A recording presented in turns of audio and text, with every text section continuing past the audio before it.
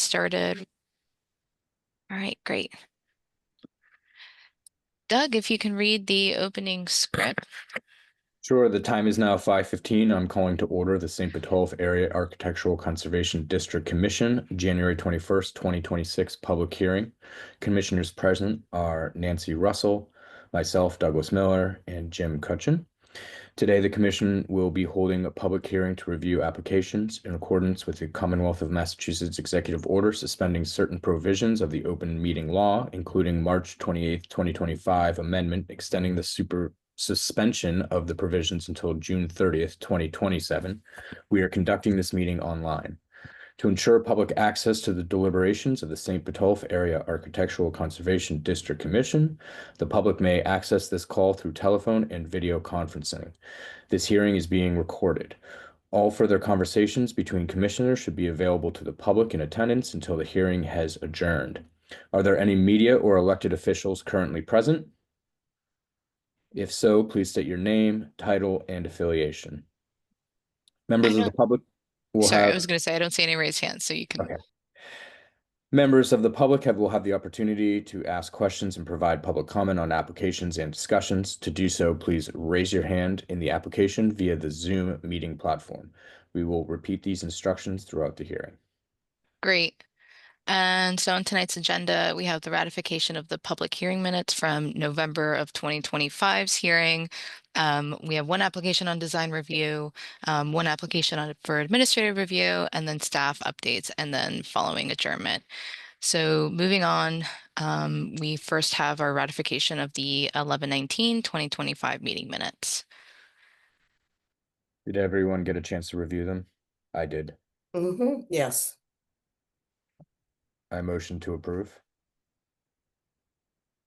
Second. Muted. All in favor? Aye. Aye. Jim? Oh, you're muted. You're muted, Jim.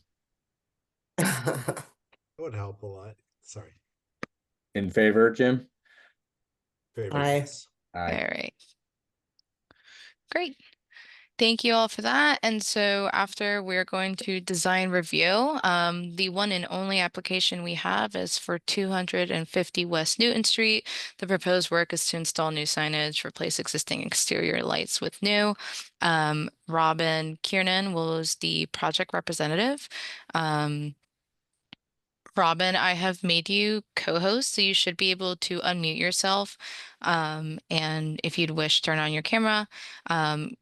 For the record, if you could please state your name and who you're affiliated with, and if there's any other project representatives on the call, just let me know and I can also make them the co-host. Great, thank you. My name is Robyn Kiernan. I'm an architect with Colliers Engineering Design. I am the architect for Blank Street Coffee for their Boston locations.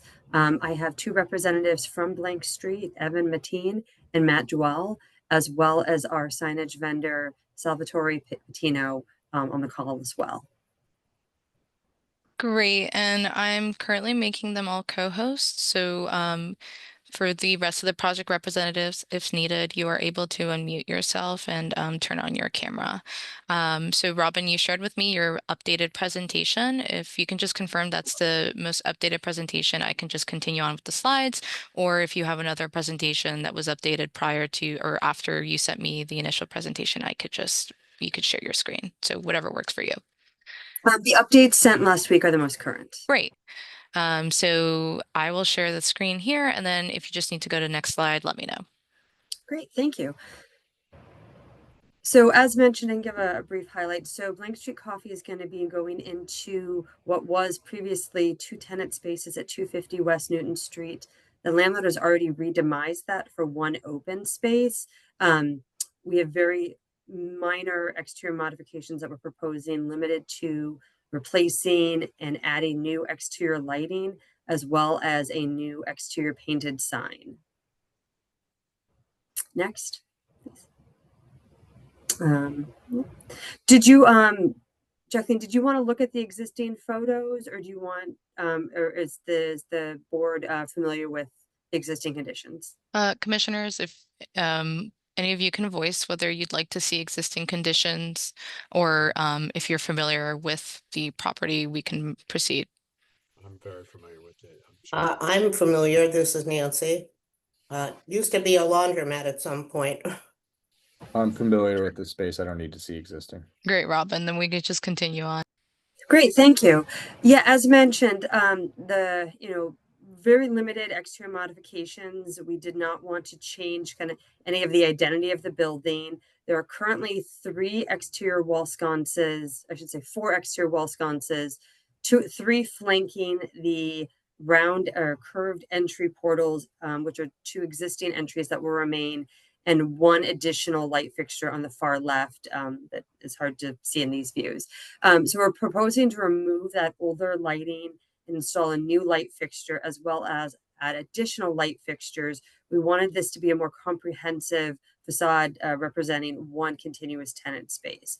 So we've provided 2 lighting options, one of which is shown in the renderings, and then the image on the lower right, and the second option is a similar style, but a more an antique burnished brass, as opposed to the first, which was a dark bronze option.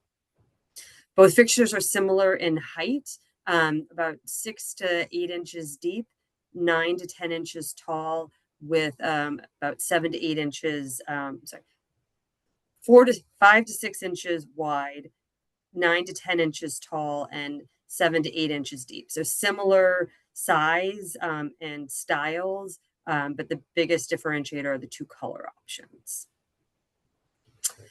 We had presented a more modern fixture, and the initial feedback was that the board would prefer to see something more in line with kind of the historical nature and existing lighting along Newton Street. So if you can go to next. This actual specifications for each of the fixtures, again, looking at them, the one on the right, option 2, is slightly taller, but similar style. Primary differential is really the color. Next. For the signage, we are proposing to do a oil-based high gloss enamel paint directly onto the brick, as opposed to applying or adhering anything to the actual brick. And you can see that the stenciling will then provide the 3-dimensional look with kind of as if it were a 3D sign, but it's going to be directly painted on. The height of that proposed sign is approximately 10.25 inches tall by approximately 9 feet 10 inches long, and that will go over the curved entry doors as shown here. And that's the extent of the exterior modifications. Robyn, this is Nancy. I have a question for you. I'm looking at the coffee place that is over on, I guess it's Newbury Street or Boylston Street rather. And that sign, is that painted on, or is that actually raised? On, I believe that's the blank street on 647 Boylston Street. Yeah, by Dartmouth Street. I believe all of our prior signs had been letters, this is the first application in the Boston area that's painted. So painted on is what you're saying? Yes. Yeah, I prefer the painted on, to tell you the truth. Yeah, typically the one at Boylston Street is an acrylic letter that's on a panel, which was we didn't feel that was appropriate here, nor did we want to add any additional penetrations or attachments to the brick. To the building. So, Yeah. Jackie, who shares the information that you shared with us as well, the feedback? If you're referring to the staff comments, these are internal staff discussions that we have amongst our staff architect, our director of design review, and other preservation planners. So we take a look at applications placed on design review, and we share those staff comments. So I was just concerned, and I did think it was a 3-dimensional given the way that you painted it. I thought they were adhered to the brick. But if you physically paint it directly onto the brick, doesn't it, how do you make it look so flat, or, I don't know, on brick? Because brick, especially old brick, tends to have a little bit of a waver to it. And wouldn't it just come off in short time? The paint will chip off and stuff. Sal, do you want to chime in on Sure. the painting? Sure. Hi. Hi. I'm Sam, the owner and sign man of Letter Lux Signs in Medford. So I think there were two questions there. The first question was, how do I make, how does it look flat? Is that what?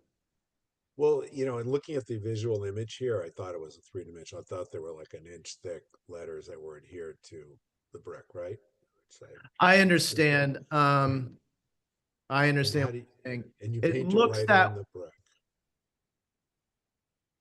Yeah, it looks that way because it's just a Photoshop rendering, but everything would be hand painted onto the brick.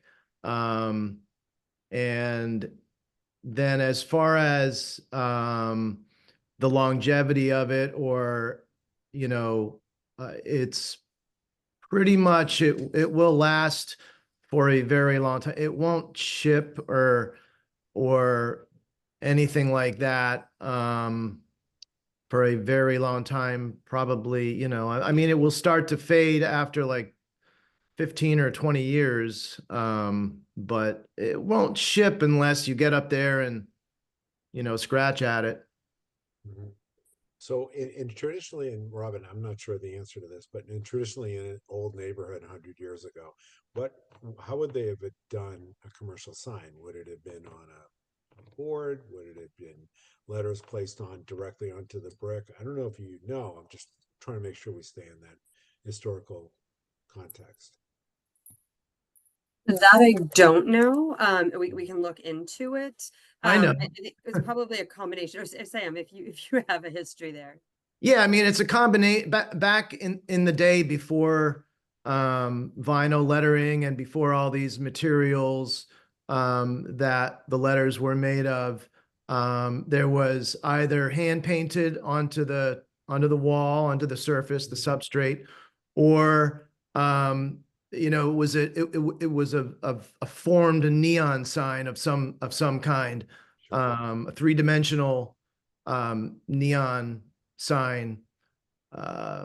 Those were the two primary ways, like say in the 50s, and then earlier than that, lit signs were done with glass and steel and things like that. So, but a lot of things are either a flat painted sign or painted onto the brick itself. Right, I'm familiar with seeing those on the sides of buildings. You would historically see Coca-Cola logos and things like that. Yeah, that's all hand. Other- Now it's all hand painted. Yeah. I Mhm. wasn't as familiar with seeing that on the front. And do you intend to light this at all? Is there any kind of way that you light this up, or no? It's just going to be the ambient lighting in the area from the little lights. We were not proposing any like sign light, so not any uplight or downlight specific to the sign. So the additional wall sconces will provide general ambiance. There is a street light, a street pole light just beyond on the sidewalk, but we were not proposing like a sign light. Robyn, what are the hours that this place will be open? Do you know? Is it open late or to like 8 o'clock? I can jump in, Rob. Typically, our hours are 7 a.m. to 7 p.m. To 7, okay. Okay, so we're not dealing with a lot of well, winter, we're dealing with some, Yeah, in darkness, the but winter. yeah, Correct. okay. Okay. And jumping back to, I think the question on, so you have the white that's going to be like the flat lettering, and then you have kind of like the shadow effect, which is the green, which is the blank street green color that gives it that three-dimensional projection. So it does look like a projected sign when in fact it is fully two-dimensional. Yeah, On, right. on that, so I when I'm looking at the sign, I see three elements: the white lettering, the green shadowing, and then I also see like gray shadows as if the light were coming from like 10-ish, 11 o'clock-ish, if it's a clock. What elements are actually getting painted on? All three, or just the white and the green? Everything will be painted on. So the white, the green, and what we call a cast shadow that you're seeing sort of Yep. coming off the lower right. Okay. And then there'll be a lighter gray to give it an additional three-dimensional look. Okay. And then, so I guess my understanding is that there's some restriction against painting the letters directly on the masonry in the neighborhood. Is that correct, Jacqueline? Yeah, so I can explain a little bit more. Let me pull it up. But basically under masonry, it lists that masonry should never be sheathed in another material because the masonry is porous and is susceptible to moisture and chemical damage. So for transparency, staff does share concerns with just how permanent this is going to be, in addition to just the status of the brick. Yeah, that was so I guess my concerns with painting directly on the brick is first and foremost the longevity. Obviously this looks like a wonderful addition to the neighborhood. But if it's doesn't stay forever, what happens to the sign? Raggedy and Like and it seems like removing a durable paint that's supposed to last forever would involve chipping at it, which could cause damage to the masonry. So, maybe that's a practical discussion. But, so I was wondering, is there a way to do it on a board that could be more easily removed if the business was not there in the future? Yeah, so the oil-based enamel paint can be removed using like a light paint stripper with a brush and or a pressure washer. So you can, if you use the light chemical compound, just scrub it off, it can eventually come off without leaving any, future remnants of a pock mark or any penetration into the brick. So if we were to adhere like a wood backer to this, or any kind of backer, you're going to then need to anchor that backer into the brick or the mortar, which eventually would have to be patched. So we felt that this was a less invasive approach, Okay. as opposed to applying, a new panel onto it. Probably more subtle too in some ways. And Jackie, do we have any jurisdiction over what happens if the business moves on? Like, is there a way that it is enforced to be taken down, or We don't have anything in the standards and criteria right? So then we're pertaining just to kind of that. stuck with it until someone else takes care of it. I mean, I would say it would be up to the discretion of the tenants. And then, again, for transparency, in the staff comments, that's why we mentioned sort of the idea of durability, and the longevity being a factor, being played. We've had other locations where we've had like pop-up stores. So we took a store for like a year, and then moved on, and we always like to remove our branding anyway, so we can definitely accommodate that. And then, perhaps my ignorance just not being, an installer of signs, but it seems to me that a panel anchored to the mortar in, say, 6 locations would be perhaps an easier fix than removing the paint, like the paint physically off the bricks. Do you have any comment on, how easy it is? I remember you saying it's a acidic wash that you spray on it and scrub off, but that seems rather labor intensive. I mean, to properly patch a like a penetration, you would probably want to repoint that direct area. You wouldn't want to just patch or plug that specific area. That would eventually fail. So you'd probably end up having to do a little bit of repointing beyond just the anchor location. Oh, have you done this approach anywhere else in Boston that we could like see how it looks? And I'm thinking not even of the concern about the brick, just aesthetically. And this is probably more subtle than the other approach. Has it been done anywhere else this way without a board or back or anything? No, so we're in the midst of permitting a location on Washington Street, which is also a landmarks building, the Winthrop building. That signage is just going to be a blade sign. We have, well, I think that I don't with know what blade blade sign sign is. and but we're reusing attachment points as opposed to new. And that is also a painted sign. So there's a blade sign with a hand painted sign. I think maybe Jim, the best way to answer your question is Sam from Letterlux. He could, I don't know if he's able to share his screen, but maybe he could show some of his other work to show like the beauty and the longevity of some of the other like, murals and such that he's done. And we can also submit supplemental documentation to show kind of showcase some of Sam's work so you could see it at specific locations. I'm looking at the Beacon Hill location, and it actually appears that the letters are actually painted onto a board that is then attached. It's actually to wood, it's not to brick, but that's another one that I see online. Yeah, and again, that was an example of a location that board was already there, and it's attached to a wood facade, and so we reused that board as opposed to installing a new board. Does anybody know that how long this Blank Street is planning to? I mean, is it at least for a long-term lease, or Yeah, what's it's the some tenure? it's a 10-year lease with another 10-year option, so it could be there from 10 to 20 years.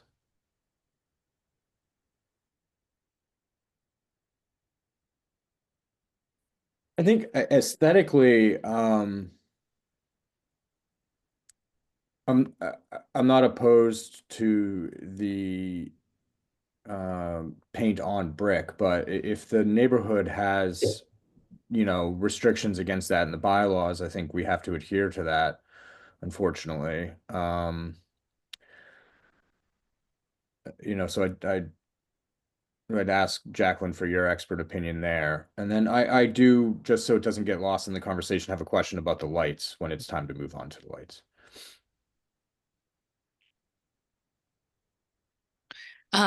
Doug, to sort of follow up on what you were saying, again, the standards and criteria does mention about just masonry and it not being sheathed again because it's a porous material and susceptible to moisture and damage. And again, internally, we did review it and we shared our concerns with, again, the sort of painting on brick. We've encourage the applicant to paint the signage onto a panel and for it to be installed in a mortar joints. We said this because this is a more common practice and theme that we've seen within other historic districts around Boston and have found it to be minimally invasive. So that was our staff comment that was shared.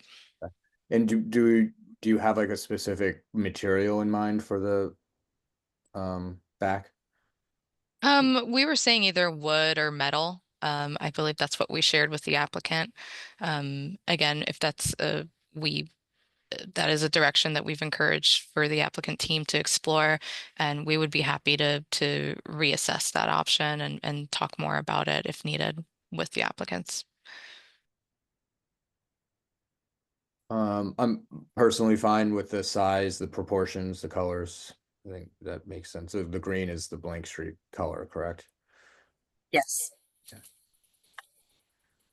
And again, just to add in with signage in St.Botolph, in regard to the lighting of the sign, the standards and criteria does state no illuminated neon or backlit signs are allowed. So in that regard, this is a project that does fall under the criteria.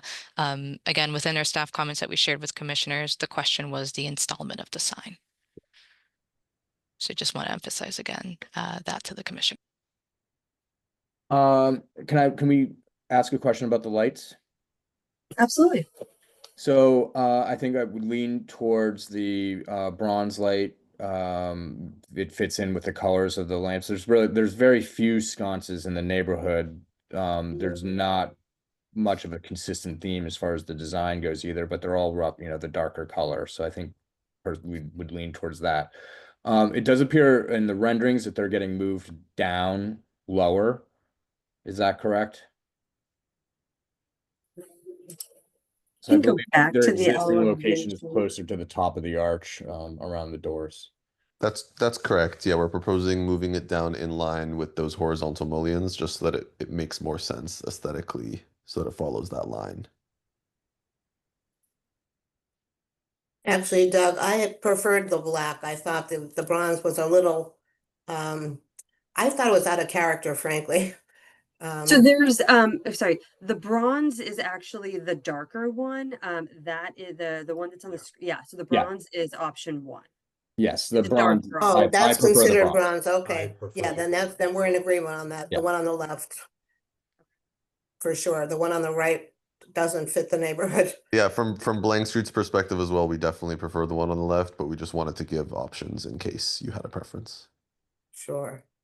And Yeah, Jack, are we aware of definitely. any restrictions against moving the lights lower to match the There are window? really no restrictions Okay. on that. Again, we just recommend or ask that it's please installed into the mortar joints, and then to please, patch whatever is there. Yeah. Certainly. I'm assuming to protect the image of the brand, they wouldn't want holes in the brick. Right. Okay. Well, I'm fine with the bronze option lighting wise with lowering the lights. I think we should propose seeing what this would look like with a backing panel. Wood or metal, I'm indifferent to. I think making sure it's a thin back would be important, so it's not sticking out too far. Great. Nancy, how do you feel about that? Yeah, I actually, it would really depend on the backing, Doug, that they propose more than anything, because I don't object to it being on the brick. Yeah, It frankly, looks 3D. I'm it's kind of stuck in like I feel like it looks better against the brick than it would if the Uh-huh. back were black, or I Yeah, guess no, I do it too. I initially think it's came much right. better personally. And so I'm in the same boat because I'm thinking about the 7-Eleven sign, and it doesn't Right, look look at good the on the 7-Eleven back. sign, talk about neon lights. Yeah, no, we don't And I'm want that. concerned it looking No, like that. definitely So I not. kind of like the subtlety of it just painted on the brick in some ways.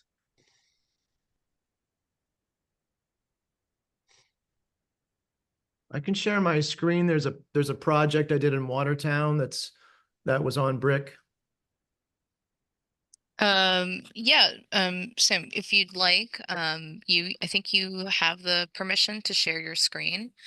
So I can actually unshare my screen, and if you'd like to pull that up to show the commission, you're more than welcome to. Okay. Is it showing? Not yet. There we go. There we go.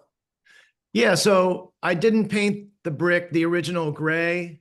That was done, a while ago, but this is uh, painted right onto the brick. I did put a graphic gray panel behind everything, so it would kind of add to, they wanted it to kind of have a bit of a sign, old pub sign kind of painted right on the brick kind of look, so.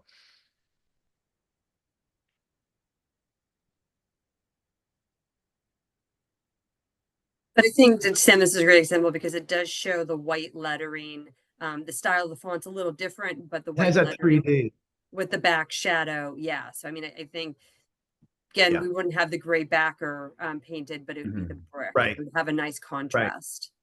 That's right. And you can see it's actually nice because the texture comes through, and you don't really get that on the rendering that we're showing. Right. Yeah. No, I mean, I think of the old Coca-Cola sign on Washington Street in the South End. It's a good looking sign, even in its age. So I guess I'm a little confused as to how to move forward here because I don't personally oppose to the painted brick, but if the neighborhood guidelines say no, then I think we have to accept with the provision that it be painted on a panel. So just to say something, staff today and earlier in the afternoon yesterday actually were able to look at different alternatives. And, we have found, we were looking at examples, trying to find it with our staff architect and was able to locate flower located in, the Boston Commons that was actually able to use vinyl signage, just lettering on the actual stone facade. And so again, and for transparency, that's also a direction that I wrote down in the staff comments that the applicants could also pursue. Again, just based on the standards and criteria, um, that's just what it says, that masonry shouldn't be sheathed, but again, it's up to the commission, just providing again what the standards and criteria says and also with the staff comments. Mm-hmm.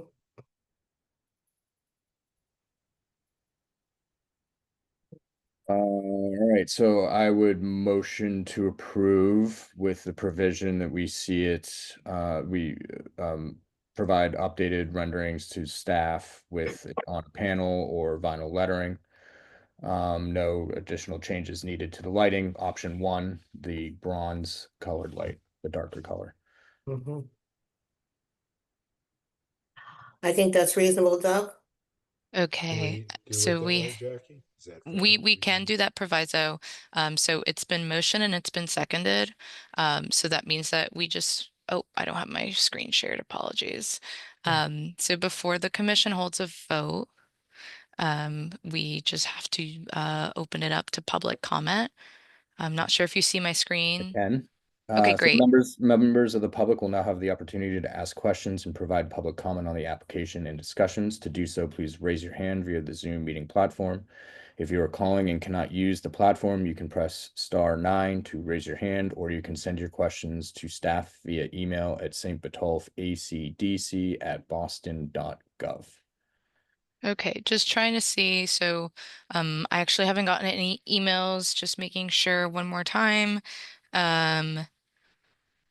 And then I don't see any raised hands. So Doug, you set the motion. Nancy seconded it. So the next All step in would to favor? be hold a vote. All in favor? Aye. Aye. Sure.